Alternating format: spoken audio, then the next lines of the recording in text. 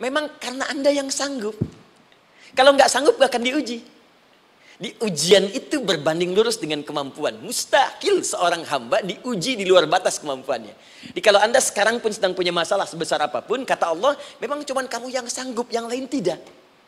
Maka jangan mengeluh. Jangan Anda katakan, ya Allah, why me? Kenapa saya? Kata Allah, why not? Memang kamu yang mampu.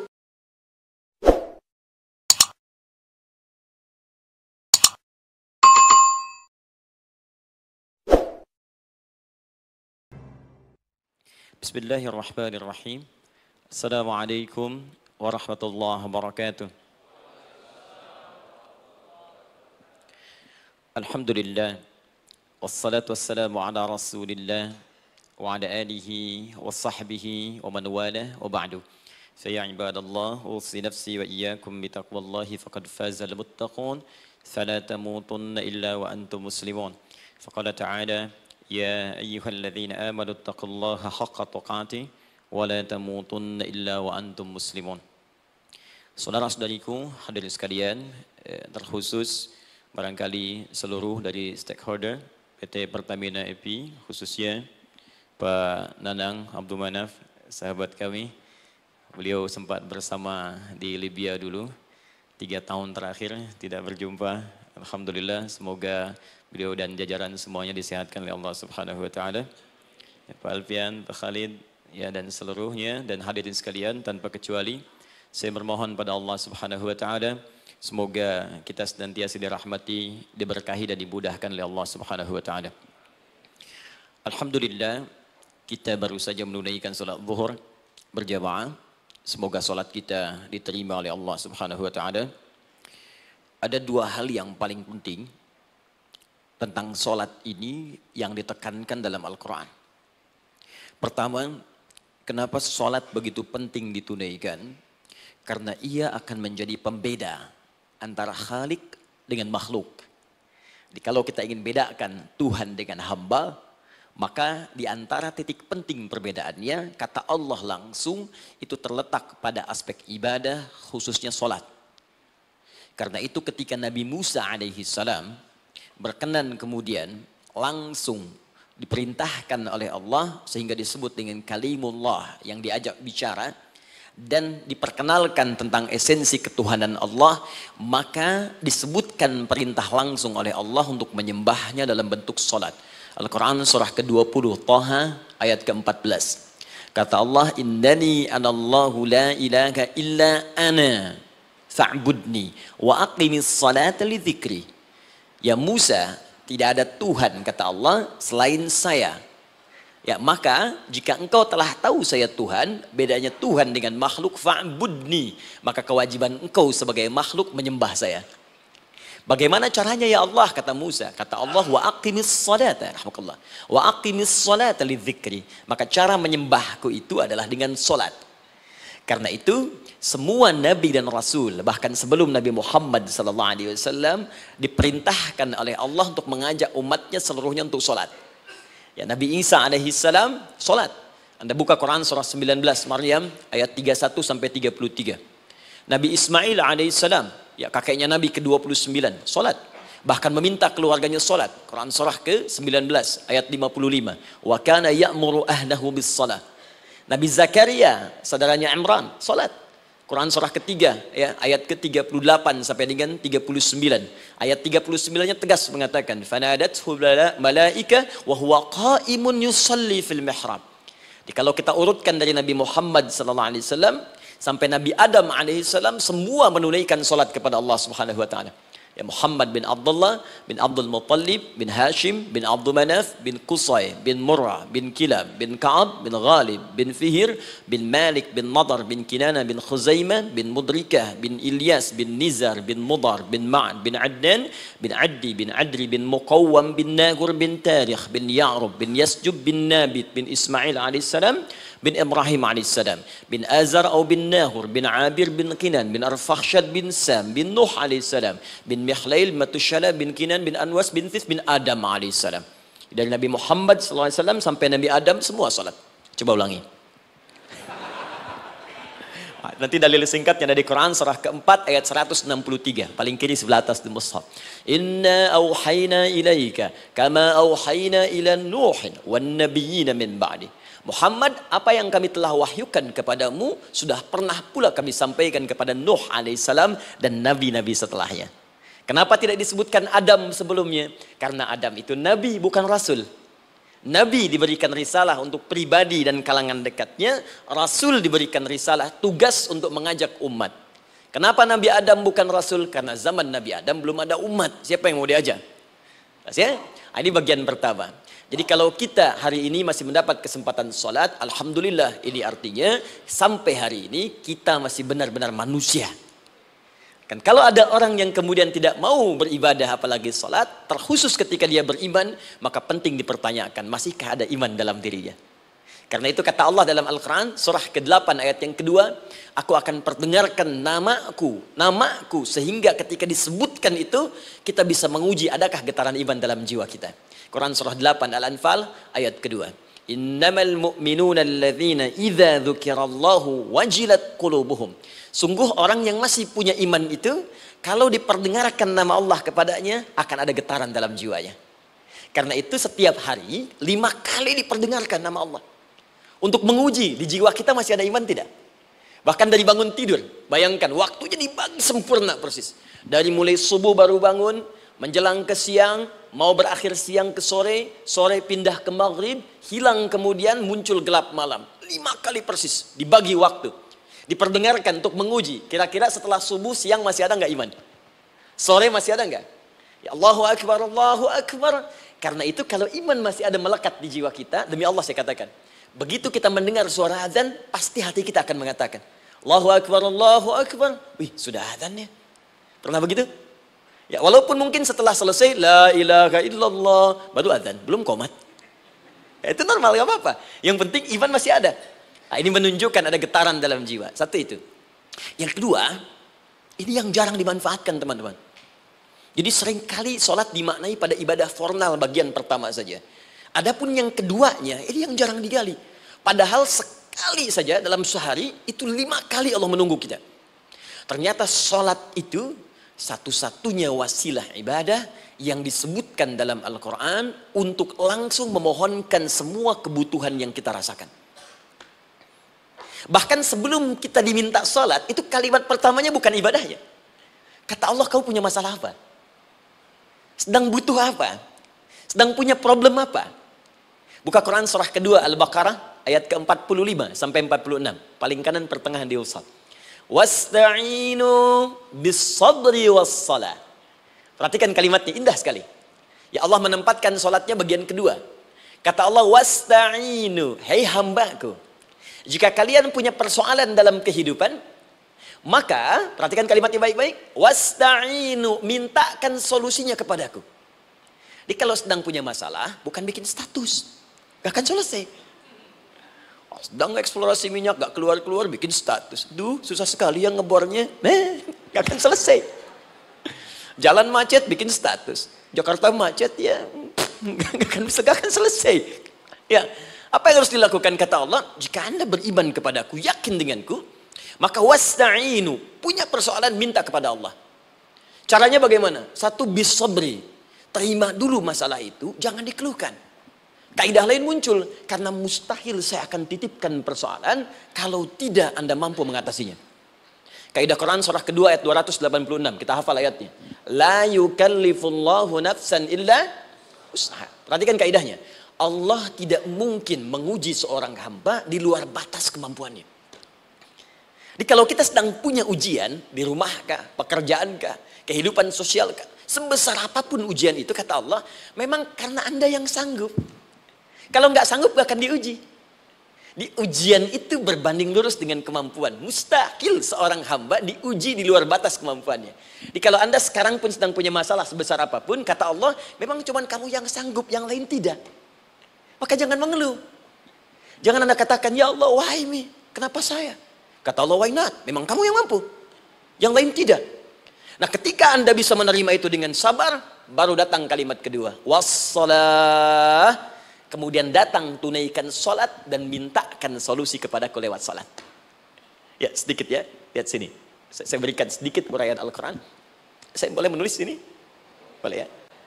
Ibu, maaf, agak jauh. Ibu kelihatan ini? Oh, belum saya tulis. Bagaimana bisa kelihatan? Luar biasa. Cuma di Pertamina, belum ditulis udah kelihatan. Maaf, lihat sini. Wasta'inu. Baik, ya. Saya ingin sedikit sekali. Ini redaksi Quran itu indah sekali diksinya. Wasta'inu. Lihat sini. Kata Allah, jika Anda punya persoalan dalam hidup, maka mintakan solusi. Terima dulu masalahnya dengan sabar, karena kita dipercaya oleh Allah. Gini, cara memahaminya. Allah aja percaya dengan kita. Masa kita nggak percaya diri? Allah yakin dengan kita, kita mampu. Masa kita nggak yakin?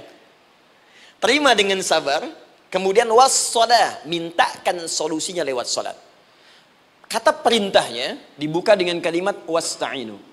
Kalau kita ingin rubah kata perintah ini, fi'il amr, ingin dirubah ke dalam bentuk permohonan, minta, maka rubah kalimatnya menjadi nasta'in.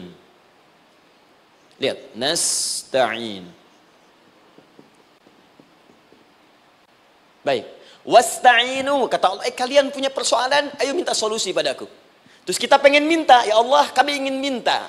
Maka dalam bahasa Arab, kalau kita ingin merubah kalimat ini ke dalam bentuk permintaan, kita katakan nasta'in.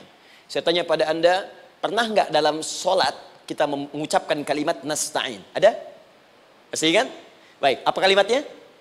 Iyyaka na'budu wa iyyaka nasta'in. Perhatikan, iyyaka na'budu wa iyyaka nasta'in. Iyyaka na'budu, iyyaka, ya Allah, Engkau perintahkan aku untuk ibadah. Maka sekarang aku ibadah, sholat. Hanya kepadamu saja. Kan kata Allah, kamu sholat. Terus kita katakan, iyyaka na'budu. Sekarang kami sholat, ya Allah. Nama lain sholat itu ibadah. Kalau kita ibadah, na'budu. Dari mana tahunnya nama lain sholat ibadah? Quran surah ke-20 ayat ke-14. Fa'budni wa aqimis sholata li dzikri. Ibadah kepadaku, caranya sholat. Maka saat sholat kita katakan, iyyaka na'budu. Ya Allah, Engkau perintahkan aku untuk ibadah. Sekarang aku ibadah. Wa iyyaka nasta'in. Dan sekarang aku sedang punya persoalan, ya Allah. Aku punya masalah. Aku punya problem. Dan aku yakin hanya Engkau yang pasti akan menyelesaikannya. Ketika Anda mengatakan, iyyaka nasta'in, perhatikan hadis qudsinya. Hadisnya qudsi. Ya. Al-Imam Al-Bukhari meriwayatkan, Imam Muslim meriwayatkan, An-Nasai meriwayatkan dari sahabat Abu Hurairah radhiyallahu taala anhu. Ada lagi yang dari sahabatnya Anas bin Malik. Perhatikan kalimatnya. Idza qala al-'abdu iyyaka na'budu wa iyyaka nasta'in, jika hambaku dalam salatnya benar membacanya, benar dari awal salatnya sampai dengan kalimat iyyaka na'budu wa iyyaka nasta'in, ya Allah, sekarang aku ibadah kepadamu dan sekarang aku punya persoalan. Aku mohonkan solusinya darimu. Kata Allah, hadza baini wa baina 'abdi. Ini perjanjian antara aku dengan hambaku. Wali 'abdi. Hadisnya qudsi. Wali 'abdi, kalau hambaku benar salatnya sampai kalimat ini, masalah, apapun yang dia minta sekarang, aku akan kabulkan. Aku akan kabulkan. Pertanyaan saya, berapa di antara kita yang sholat sampai detik ini, ribuan kali ruku dan sujud, yang memanfaatkan momentum ini untuk memohon? Siapa di antara kita yang ketika sholat memohon kepada Allah solusi? Jangan-jangan selama ini sholat itu hanya menjadi formalitas saja. Takbir, ruku, sujud, salam, selesai. Takbir, ruku, sujud, salam, selesai. Padahal Allah sudah menunggu hambaku, kamu tuh punya masalah apa? Makanya setiap waktu dibagi 5 supaya hidup kita ringan. Subuh ke zuhur punya masalah, zuhur salat. Begitu kita mohon, tuntas masalah itu. Zuhur ke asar punya persoalan, asar salat. Dijawab oleh Allah, tuntas persoalan itu. Karena itu semua nabi dan rasul, bahkan orang soleh, ketika punya persoalan dalam hidupnya, even itu hanya menulis karya ilmiah, maka mereka akan memulai dengan sholat dan minta kepada Allah Subhanahu Wa Taala. Teman-teman kenal Nabi Zakaria? Bagus. Baik, di sana belum tulis, sudah kelihatan. Sini kenal Nabi Zakaria, alhamdulillah. Tapi nggak apa-apa. Saya ke Sukabumi, Pak. Ada yang kenal Fir'aun. Kenal Fir'aun, kenal, bagus. Sukabumi hubun dunia, suka itu hubun, bumi itu dunia. Baik. Teman-teman, Nabi Zakaria itu diuji oleh Allah. Maaf, belum punya keturunan. Dan semua nabi punya ujian. Jadi jangankan kita, Nabi aja yang jelas surganya punya ujian. Ya, Anda pernah sakit, Nabi Ayub sakitnya lebih parah dari kita. Ya, Anda di keluarga belum ada keturunan, Nabi Zakaria pernah lebih daripada kita. Sampai rambutnya memutih, fisiknya sudah letih, dan menurut medis, maaf sekali, istrinya divonis tidak mungkin punya keturunan, monofus dan mandul, mustahil. Secara klinis, gak mungkin. Secara medis, tidak mungkin. Maka Allah tunjukkan satu isyarat yang sangat luar biasa. Jika Anda mendapati situasi makhluk mengatakan ini mustahil dan sudah angkat tangan, ini tanda pertama dari Allah, langsung tinggalkan pendapat manusia, langsung memohon kepada Allah. Maka turunlah beritanya di Quran surah ketiga Ali Imran ayat 38 sampai 39. Paling kanan sebelah atas di mushaf. Sekarang perhatikan kalimatnya, saya mau sambungkan dengan Al-Fatihah tadi. Hunalika da'a Zakaria rabbah. Di mihrabnya Nabi Zakaria salat bermohon kepada Allah. Qala rabbi habli min ladunka dzurriyyatan thayyibah. Kemudian ia berdoa, Rabbi habli, ya Allah yang maha memberi tanpa batas. Ini adab pertama, kalau teman-teman mau berdoa, sebut nama Allah sesuai dengan hajat kebutuhan kita. Itu yang disebut dengan al-asma'ul husna. Di asma'ul husna itu bukan nama-nama indah yang sekedar dihafal, bukan. Tapi nama yang diberikan oleh Allah sesuai dengan kebutuhan hidup kita. Dalilnya Quran surah ke-17 ayat 110. Ya, paling kanan sebelah atas di mushaf, ke pertengahan. Ya, kata Allah, Qulid Allah. Jika Anda punya persoalan, sebut nama Allah. Allah Awir Rahman atau Ar-Rahman. Ayyamma tad'u, tapi kalau Anda ingin spesifik meminta, falahul asmaul husna. Pilih nama Allah, ia punya nama-nama yang indah sesuai kebutuhan kita. Jadi kalau teman-teman misalnya minta kelancaran rezeki, sebut ya Allah ya Razzaq. Anak mau ujian, ya Allah ya Al-Alim. Di proyek misalnya ada hambatan, ada gangguan, ya Allah ya Al-Jabbar, ya Al-Malik. Ingin mudah mengatasi ujian, ya Allah ya Sabar. Minta. Ya, jangan semuanya disebutkan, nanti jadi beban. Ya Allahumma ya Rahman, ya Al-Malik, ya Al-Quddus, ya Sabar, gitu kan. Yang tadinya nggak punya masalah, jadi punya masalah, gitu kan. Pilih salah satu. Nah, jika Anda ingin memohon pada satu hal yang mustahil menurut manusia, maka minta dengan menyebut nama Allah yang memberi tanpa batas, mustahil di dalamnya. Nama Allah tersebut namanya Wahhab. Wahhab. Ya Allah, ya Wahhab. Al-Wahhab. Kalau kita rubah dalam bentuk permintaan, maka singkat kalimatnya dengan hab. Hab. Untuk sendiri habli, untuk banyakkan hablana. Rabbana hablana min azwajina wa dzurriyyatina qurrata a'yun. Nabi Zakaria minta karena sendiri yang mengalami situasi itu, maka beliau katakan, Rabbi habli, ya Allah habli min ladunka, ya Allah yang tak punya batas dalam pemberian. Mereka mengatakan aku tak akan punya keturunan. Mereka mengatakan mustahil aku punya anak. Dan aku yakin kau memberi batas tanpa memberikan pemberian tanpa batas. Aku mohon darimu saja. Darimu saja, dzurriyyatan thayyibah, keturunan-keturunan terbaik. Innaka sami'ud du'a. Engkau pasti mendengar doa saya. Kalau pada yang maha memohon saja, maha mendengar saja tidak mengabulkan, lantas kepada siapa lagi aku mesti minta? Tapi poinnya bukan itu. Poinnya adalah, ini disampaikan oleh Nabi Zakaria dalam keadaan sedang sholat. Mesti berdiri dalam sholatnya. Dalam bahasa Arab, berdiri disebut dengan qaimun. Qaim. Berdiri. Sedang sholat disebut dengan yusolli. Perhatikan ayat 39-nya. Fanadatul malaikatu wa huwa qaimun yusalli fil mihrab. Maka seketika ketika doanya selesai dipanjatkan, salatnya belum selesai. Doanya selesai dipanjatkan, seketika datang malaikat menyampaikan, kamu dapat kabar gembira, Anda akan punya anak, bahkan namanya langsung diberikan oleh Allah, Yahya. Artinya hidup. Yang mustahil menurut manusia, lahir dari rahim seorang perempuan yang divonis monofus dan mandul, kata Allah, bagiku yang gak ada yang mustahil. Jadi dan hidup dia. Kapan itu terjadi? Masih sholat dan belum selesai dalam sholatnya, dalam keadaan berdiri. Sekarang saya tanya Anda, kita membaca iyyaka na'budu wa iyyaka nasta'in dalam keadaan ruku atau sujud? Sujud. Berdiri. Berdiri teman-teman. Betul kan? Dalam keadaan berdiri saat baca Al-Fatihah. Iyyaka na'budu wa saat kita mengatakan wa iyyaka nasta'in, Allah balik bertanya, apa yang kamu butuhkan? Nabi Zakaria itu sholat dulu baru minta. kita umat Nabi Muhammad karena keutamaan nabinya, sebelum sholat udah ditunggu. Butuh apa? Mau minta apa? Karena itu, saya ingin katakan, ayo manfaatkan momentum sholat ini. Jangan sekedar kita kemudian tunaikan formalitas, tapi kita tidak mendapatkan keuntungannya. Ayo, semuanya. Dari mulai takbir sudah ada doa. Ruku ada doa. Bahkan sujud kita bisa perbanyak dalam bahasa hati kita untuk memohon kepada Allah Subhanahu Wa Taala. Jelas sampai di sini? Baik. Mudah-mudahan insya Allah doa kita dikabulkan oleh Allah Subhanahu Wa Taala.